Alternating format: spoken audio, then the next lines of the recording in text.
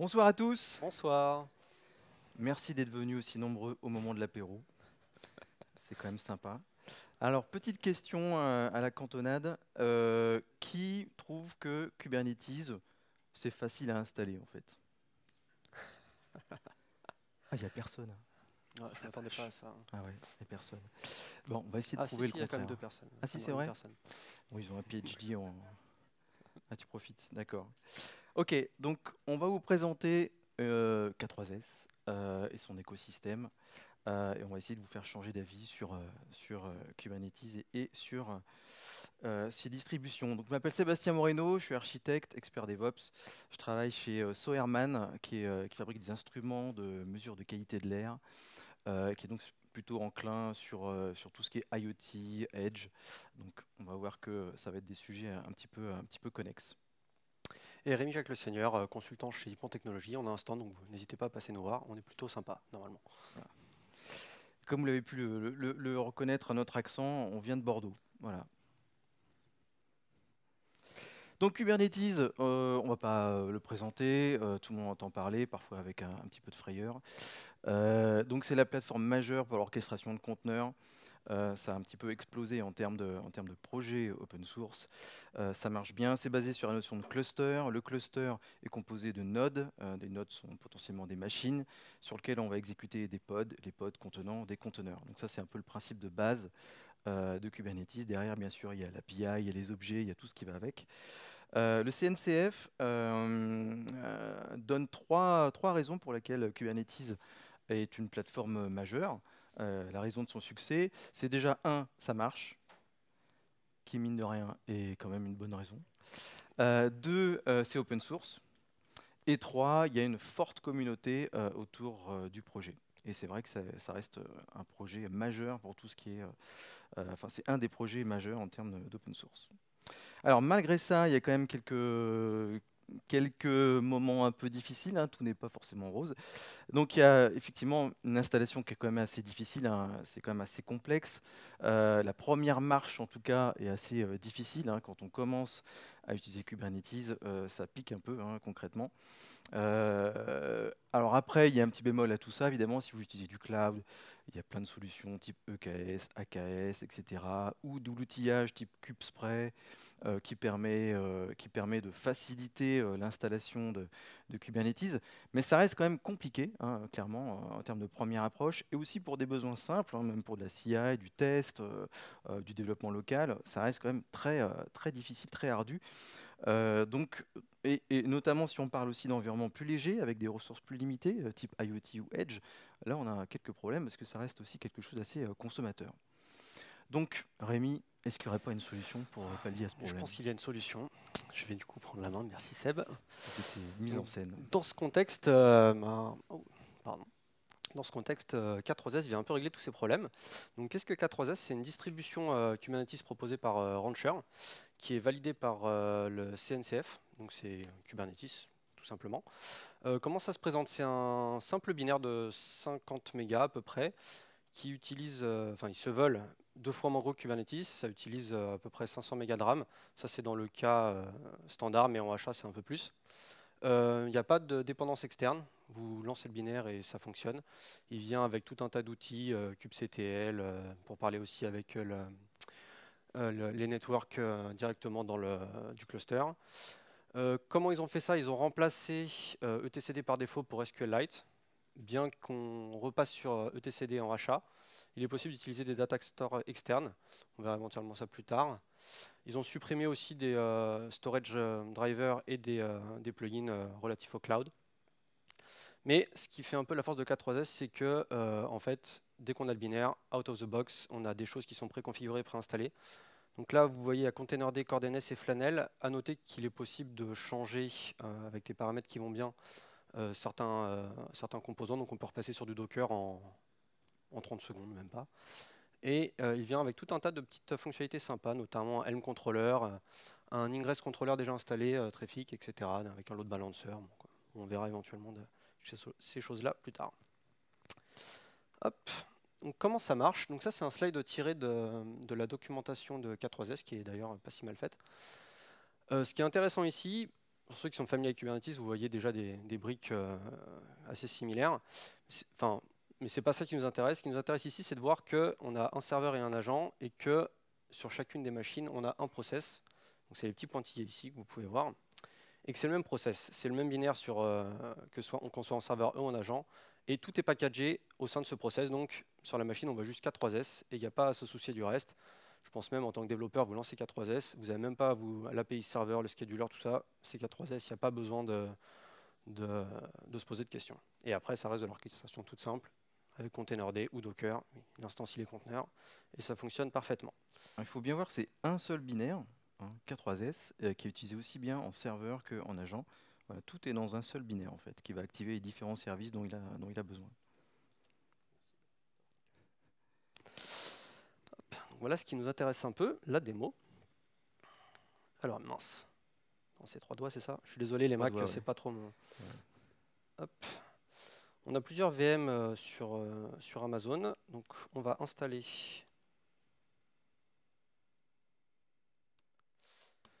On va installer K3S, on passe par un wrapper qui s'appelle Ketchup, K3S UP. C'est une sorte de petit programme qui wrap l'installation. Il va utiliser le script d'installation fourni par Rancher directement et il va nous récupérer le kubectl, etc., s'arranger pour que le certificat soit valide pour l'IP public qu'on lui a donné. Enfin, c'est des choses qu'on n'a pas fait manuellement. Ça, on pourrait le faire en 4 commandes, mais du coup, là, on en fait en une seule commande. Voilà. Donc, il a installé le premier nœud. Donc, je vais vous expliquer un peu la commande. Donc là, on voit un peu tout ce qu'il a fait, mais ce qui est important, c'est qu'on a demandé à Ketchup de nous installer un cluster. Donc, on lui a donné l'IP, la version. Ça, c'est la dernière version de K3S pour qu'on ait le HA avec etcd.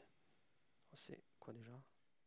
Il y a du détail dans la ligne de commande qui est lancée. Grosso modo, qu'est-ce qu'il fait? Il a installé principalement le binaire K3S, il l'a téléchargé, et il l'a installé comme un service Linux en système D, hein, avec système CTL, voilà, très très classique là-dessus. On va aller voir ça, mais... Ah. Bon, je pense que de toute façon, il doit être déjà...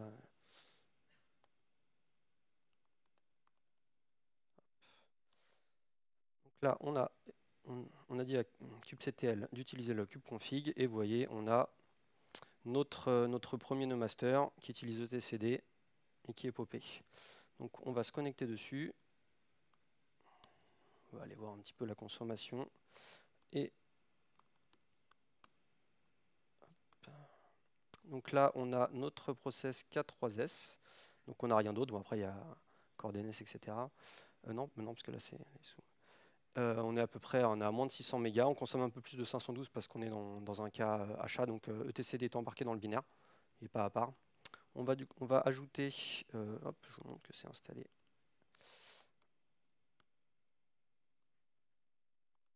Sous forme de service. On a tous les logs comme n'importe quel service. Hop. Alors là, du coup, on a installé un serveur. Bon, ce qui est intéressant avec Kubernetes, c'est évidemment d'être en multinode et voire en multi-master, histoire d'avoir de la haute dispo.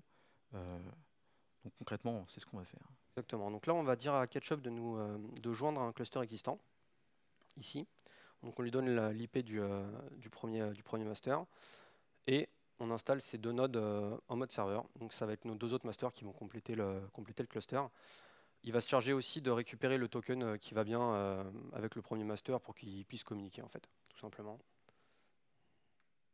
Voilà, on voit ce fameux token ici. Voilà, sur chaque machine, du coup, il se connecte, récupère le binaire K3S du web, l'installe en tant que service Linux, système D, le démarre. Il a le petit token qui lui permet de se connecter pour créer le quorum avec les autres serveurs. Et voilà. Tout à fait. Donc là, si on... Hop. Donc là, on a nos 3 nodes master qui sont... Il y en a un qui n'est pas encore ready, mais ça ne serait tardé. Donc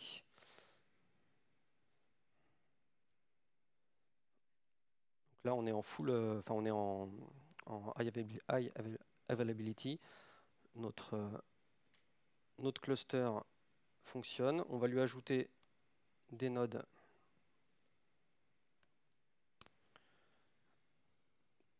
pour lancer des petits conteneurs dessus. Alors, on va faire la même installation, mais en mode agent, c'est-à-dire que c'est pas pas des masters, hein, c'est des nœuds workers. Mais c'est la même chose, c'est la même procédure finalement. Il installe K3s, pareil, et le démarre en mode agent.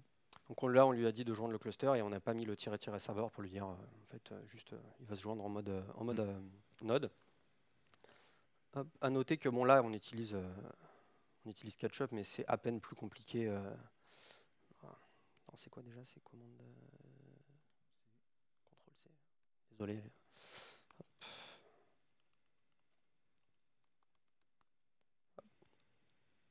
Donc, on a notre cluster qui est prod ready en 5 minutes. Ouais. C'est plutôt pas mal. On va installer un petit dashboard et une petite appli.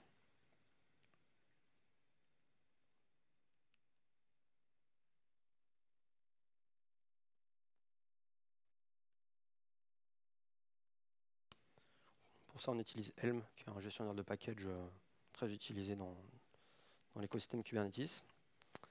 Maintenant qu'on a notre cluster, en fait, c'est parti, hein, on peut l'utiliser à travers l'API avec kubectl sans aucun problème.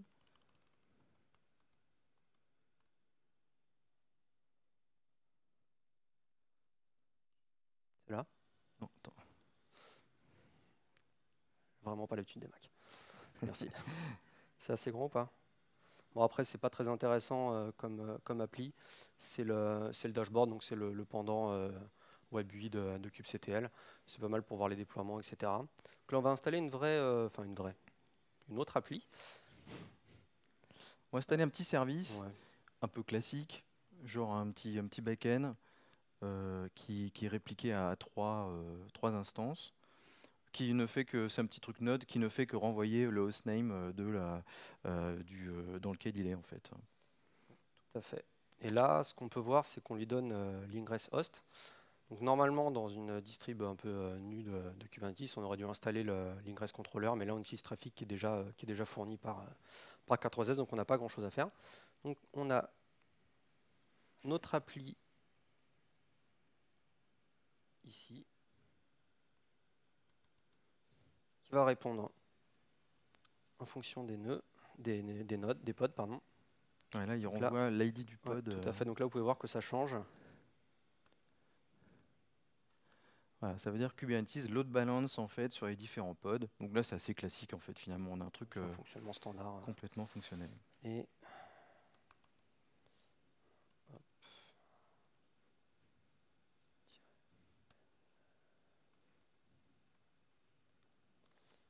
là, on voit tout ce qu'il a installé. Donc c'est vraiment, là, on a nos trois nodes, donc c'est les mêmes identifiants que ce qui est à l'écran.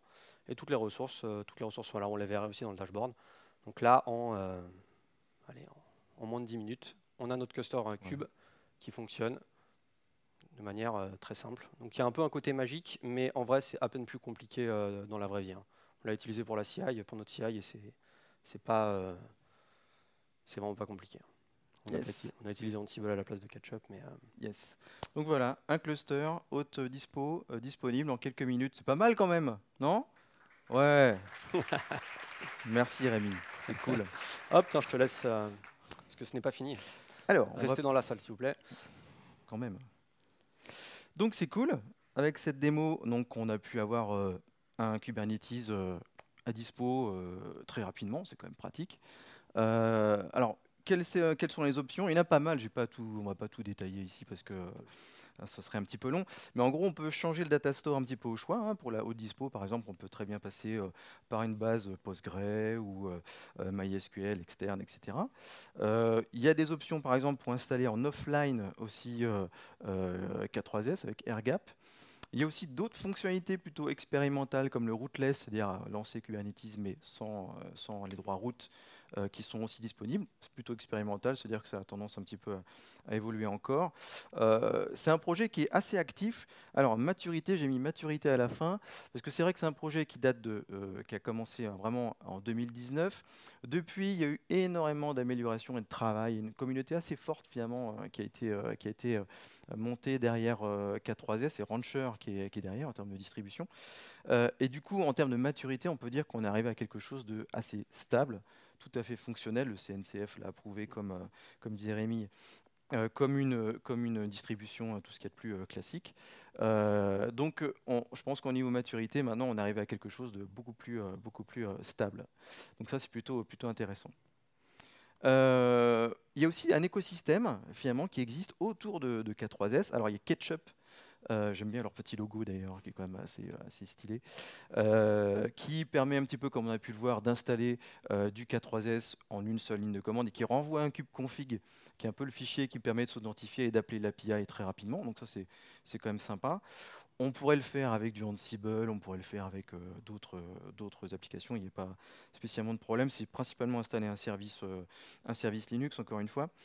Il y a aussi le K3OS, lui aussi porté par Rancher, qui est en fait une distribution Linux minimale. Ça, c'est pas mal pour l'Edge en particulier, qui est donc vraiment minimale pour pouvoir faire tourner K3S. Donc, c'est une distribution un peu ciblée.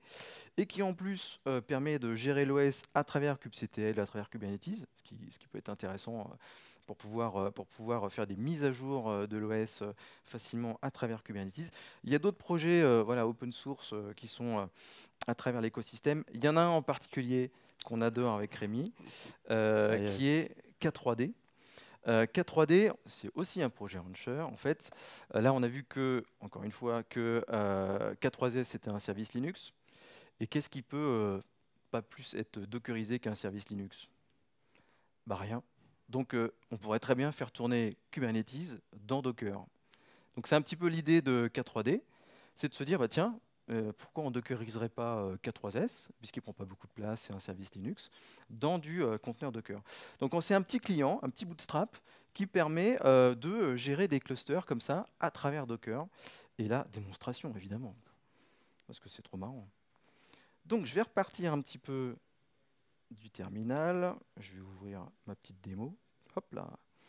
Donc, c'est un petit CLI, hein, K3D. Je le lance là direct le temps qu'il fasse son truc et puis ah, y aurait-il déjà un cluster sur cette machine? Delete, paf, voilà. Bon, ça gâche un peu la surprise, évidemment, mais c'est pas grave. Pof. Donc je le relance, hop. Je vous montre un petit peu. Donc K3D, c'est un peu petit ça. K3D, si on regarde, je le mets en plus gros. Donc ligne de commande, en fait, il permet donc de gérer des clusters, comme on le voit ici. Il permet aussi de gérer les nodes, des cubes config, des images aussi. Alors qu'est-ce que ça veut dire? Si je fais un K3D cluster, par exemple, attends, je le refais là pour que ce soit plus lisible. Donc on peut créer des clusters, effacer des clusters, lister, démarrer, les stopper. Ça veut dire quoi? Qu'on peut, sur ma petite machine, là, avec Docker, instancier du Kubernetes à travers K3D porté dans du Docker, l'utiliser, et puis quand j'en ai plus besoin, je le stoppe. Donc ça stoppe évidemment tous les conteneurs, mais il garde quand même la trace, il garde toute la config, toutes les infos. Et je peux très bien le redémarrer plus tard et puis le réutiliser pour mes tests, voilà, pour bidouiller un petit peu. Donc c'est très pratique en termes d'utilisation. Pareil pour les nodes. Pareil aussi, on peut créer des nodes, en ajouter, etc., les lister. Ça aussi, c'est un peu la souplesse de K3D. Alors en gros, là, il a démarré mon petit cluster. Je vous montre un petit peu la ligne de commande. Donc là, je vais demander K3D cluster create, donc là, il m'a créé un cluster. Je vais demander, donc par défaut, il a un seul serveur. Mais donc je laisse un seul serveur. On pourrait très bien avoir de la haute dispo, mais enfin bon, là, ça serait un petit peu overkill, je pense. Je lui demande d'ajouter 2 agents. Je map des ports, un petit peu comme dans Docker. Hein, sauf que là, il s'agit de ports à l'intérieur de Kubernetes, donc des node ports ou des ports qui vont être utilisés par ingress. Et puis donc, il démarre le petit cluster. Alors, ça veut dire quoi? Si je fais un petit Docker PS, là, et ben voilà, ça y est, maintenant j'ai 3 K3S qui tournent. Un qui est donc serveur, les autres sont agents. Et j'ai aussi un petit Docker, un load balancer qui tourne, qui permet lui de faire des appels à travers les différents conteneurs en fonction des appels qu'on va faire. Ça c'est cool. Donc comment ça marche? Du coup, je vais demander à K3D de me donner le cube config. Donc K3D cube config, il me le récupère. Et du coup, kubectl, hop, là, je peux par exemple lui demander interroger mon instance Kubernetes portée par Docker avec kubectl comme n'importe quel Kubernetes en fait. Et ça, c'est assez bluffant quand même. Donc là, du coup, il me dit qu'il a donc 3 nœuds, dont un master, etc. Donc c'est exactement ce qu'on vient d'installer. Alors pour vous montrer que c'est pas du bluff, on peut très bien faire exactement la même install qu'on a fait tout à l'heure. Donc par exemple, j'installe un petit dashboard. Pareil. Donc le dashboard, évidemment, là, c'est du Docker. Donc je vais plutôt passer par le localhost. Il faut qu'il ait le temps de démarrer le truc. Ah, ça y est. Je vous le mets en plus gros. Donc là, j'ai un dashboard installé dans le Kubernetes qui est porté dans Docker. Et là, donc c'est assez classique. Hein, je retrouve exactement les mêmes choses que n'importe quel dashboard. Donc c'est assez pratique.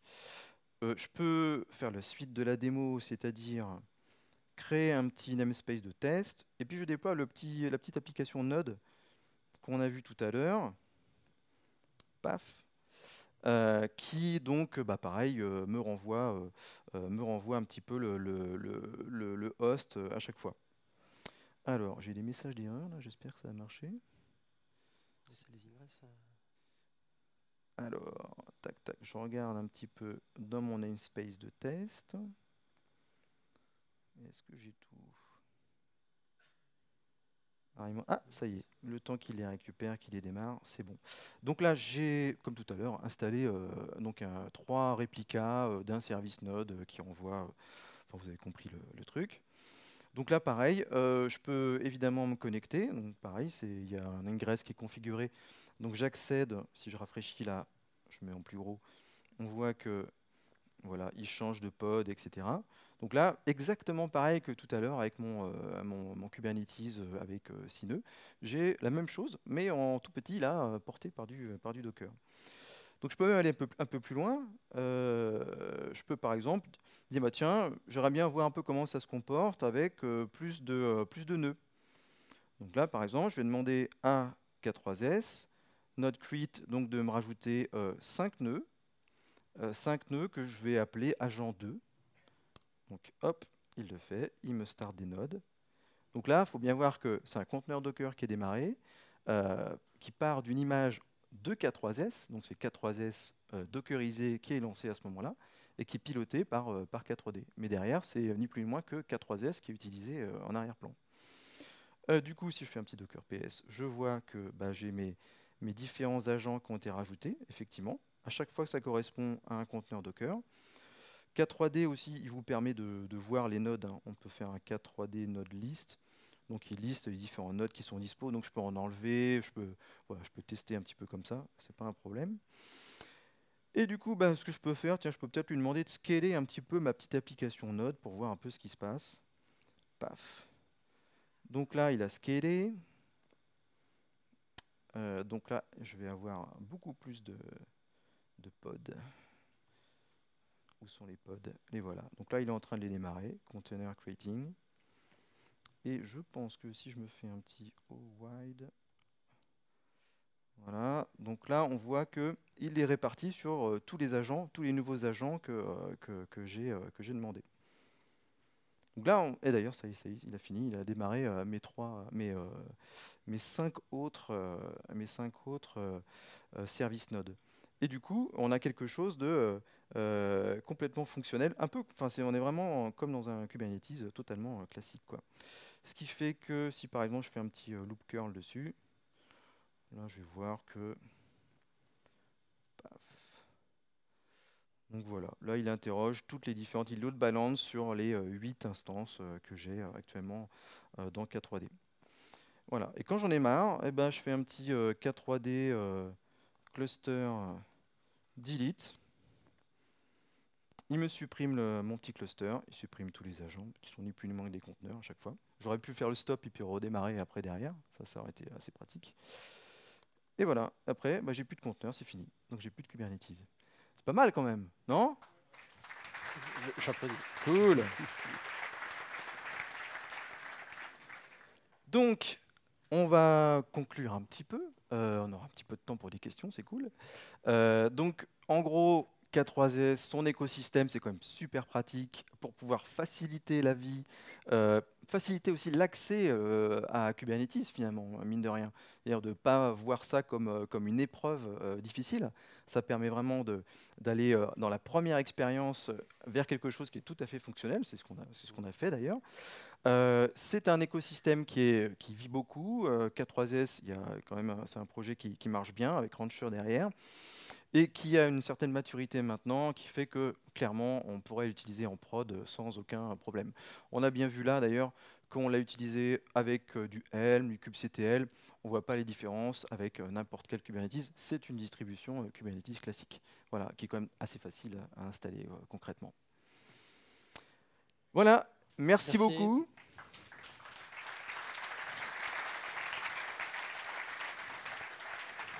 Il nous reste 4 minutes, c'est ça? Ouais, Ça, j'ai bien compris. Donc, est-ce qu'il y aurait des petites questions? Oui. Du coup, dans le cas de K3D, là, donc, quand les agents tournent eux-mêmes dans un conteneur, l'application finale, elle est lancée via un binding de socket ou en rootless, quelque chose comme ça. Au final, comment elle tourne vraiment, là, typiquement, les instances nodes ou même le dashboard que vous avez lancé? Il faut voir que à l'intérieur en fait du conteneur Docker, il y a les services qui vont eux tourner en fait vraiment à l'intérieur. C'est un petit peu ça. K3D, il va être là lui justement pour comme tu disais pour gérer en termes de socket le fait de pouvoir démarrer ces différents services. Ouais. Je sais pas si je réponds bien à ta question, mais donc ça tourne avec le Docker Engine du host, là typiquement votre PC. Oui, je crois que c'est tout à fait, c'est ça. Ouais. Exactement. Alors, on n'a pas tout montré, juste une petite parenthèse. On peut aussi dire à K3D de pré-lancer certains services. On peut customiser K3D pour ne pas utiliser trafic, pour ne pas utiliser, etc. Un peu la même façon que K3S. Voilà. Il y a une notion de config, K3D config, qui permet de pré-instancier aussi des choses si on veut. On peut même, dans certains cas, pour compléter un petit peu cette réponse-là, builder une image de K3S, parce que là, c'est l'image par défaut. Mais on pourrait très bien le dire, bah non, je veux mon image K3S à moi, donc avec l'installation K3S, avec par exemple l'utilisation de driver CUDA ou des choses plus spécifiques pour certains besoins. Et du coup, demander à K3D de lancer cette image-là en particulier dans le cluster. Voilà, il y a une certaine souplesse là-dessus. Ouais.